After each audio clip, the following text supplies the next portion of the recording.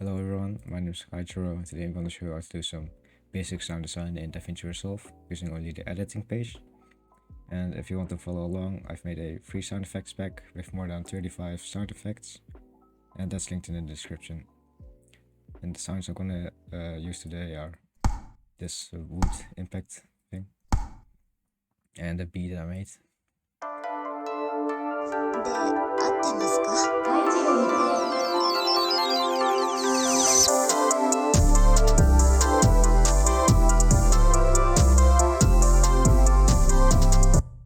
And as you can see, I've made a cut here, and that's for later. So first things first, if you click on a sound, on the right in the inspector, you can see all these controls. First thing, volume.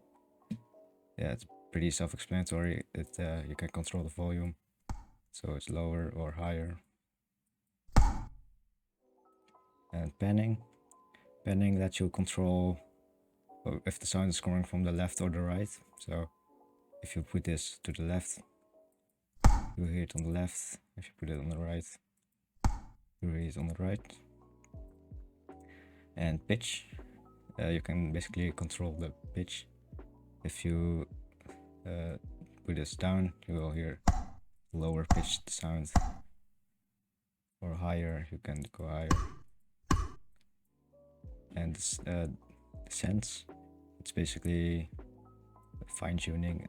I think 100 cents is one semitone, so if you put it on 50, you have 50, we have 5.5 semitones.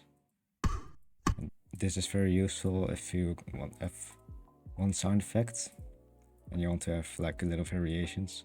So let's play this after each other. It sounds very repetitive, but if you add a little bit of change in the pitch,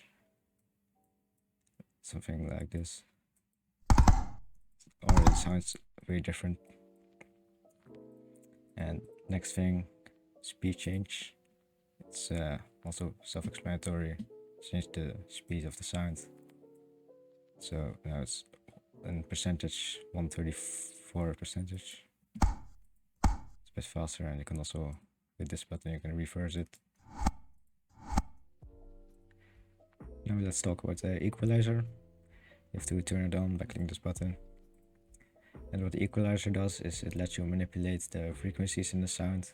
So on the left side of this spectrum, you have the low frequencies, and on the right are the higher frequencies. And low frequencies are stuff like the bass, and on the higher frequencies are where you put the melodies. And in the middle you have like the vocals range. It's stuff around here. And yes, you can see you have these bands activated, and if you click on them, drag them, you can move them around. But let's deactivate them for now and activate the fourth one, which is I think a low pass. Yeah, a low pass.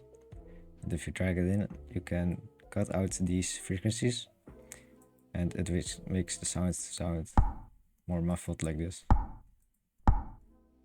And you can also do a high pass and drag it in, and you can cut out the lower frequencies. It sounds way different. And you can also activate the second band again and maybe boost the lows, so make it more louder, which makes it like a bass boost type thing.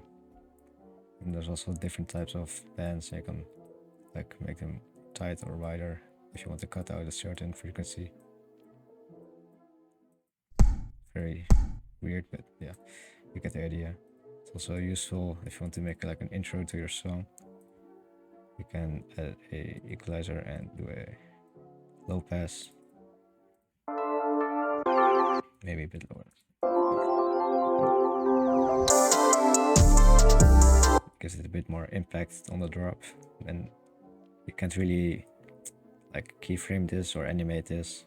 So to have a workaround around that, you can add a audio transition between this. So you can still make a nice fade in that's it for the equalizer. So now I'm gonna show you how to add reverb to your sounds. So if you go in the top left here, effects, then audio effects. Yeah, so reverb here, you can drag it onto your sound. And if you play it now, you will hear that it cuts off when the sound ends. So to fix that, you can first get rid of the reverb, and then right click on your sound, new compound clip, or call it whatever you want. Right click again, open a timeline, and add a empty adjustment clip, and make it as long as you want the reverb to be. If you go back to your timeline, you can extend it, and if you add the reverb now, you'll hear it lasts longer because it has more to work with. And these controls, room size is basically how big the room it will be reflecting the sound in. This reverb time, with just makes the reverb last longer or shorter.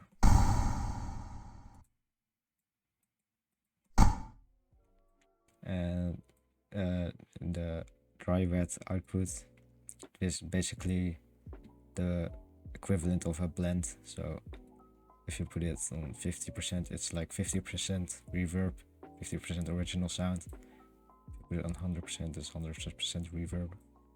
So I like to put it like something around 60. It's basically my go-to setting. And there's also some presets here, like a bathroom and a cathedral, but I really don't think they sound that good.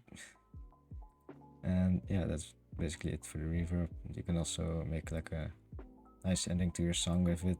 Like if you, for example, it ends very abrupt here, so if you want to add a reverb to that, you can do this, but it doesn't sound very good. So you can just do the same thing again, duplicate it, new compound clip, call whatever you want again, open it in the timeline, add a adjustment clip, make it as long as you want, back to the timeline, extend it, and actually make it so it will only reverb these last parts, something like this, and add the reverb.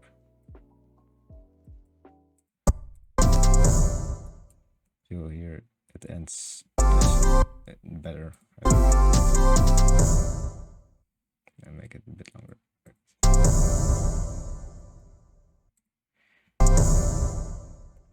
Yeah, that's basically all I'm gonna show for today. I hope this helped, and if you want, you can leave a like or a comment or something like that. Yeah, see ya.